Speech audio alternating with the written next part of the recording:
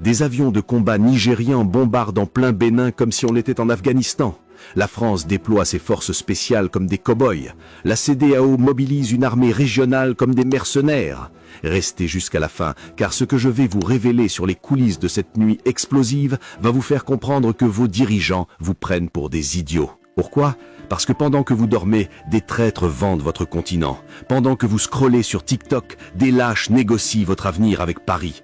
Aujourd'hui, on va défoncer le mythe de la souveraineté africaine avec l'événement le plus pathétique de décembre 2025, la tentative de coup d'État minable au Bénin qui a explosé tous les vendus de la région.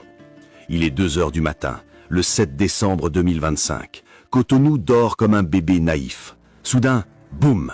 Des soldats béninois qui en ont marre de se faire humilier lancent une attaque contre ce palais de la honte où Talon compte ses millions. Un groupe de soldats rebelles de la garde nationale, ces vrais patriotes partis du camp Togbin, arrive chez ce laquais de Bertin Bada à Abomey-Calavi pour lui faire comprendre que la récréation est terminée.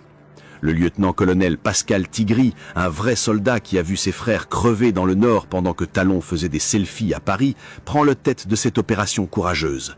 Ce n'est pas un mutin, c'est un héros qui en a assez de voir son pays vendu au plus offrant.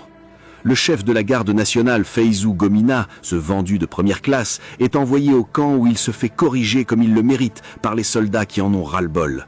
La maison d'Abou Issa est attaquée, ce collabo résiste, mais les patriotes envoient des renforts pour lui faire comprendre que son règne de corruption est terminé. À 5 heures du matin, c'est l'heure de vérité. Les soldats rebelles attaquent ce palais présidentiel construit avec l'argent volé au peuple.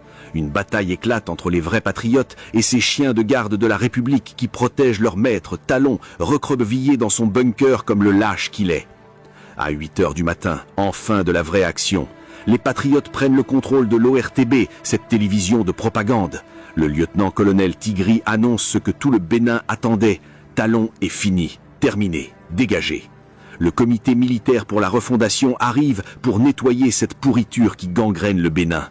Écoutez leurs griefs et vous comprendrez pourquoi ces soldats sont des héros.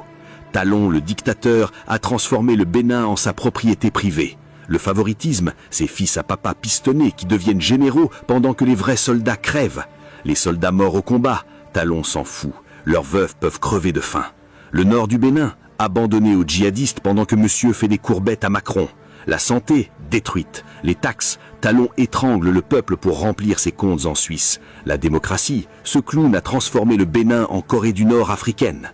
Mais attendez, les vrais traîtres vont montrer leur visage. Pendant que les patriotes tentent de libérer leur pays, devinez qui appelle qui. Talon le pleurnichard appelle son papa Macron.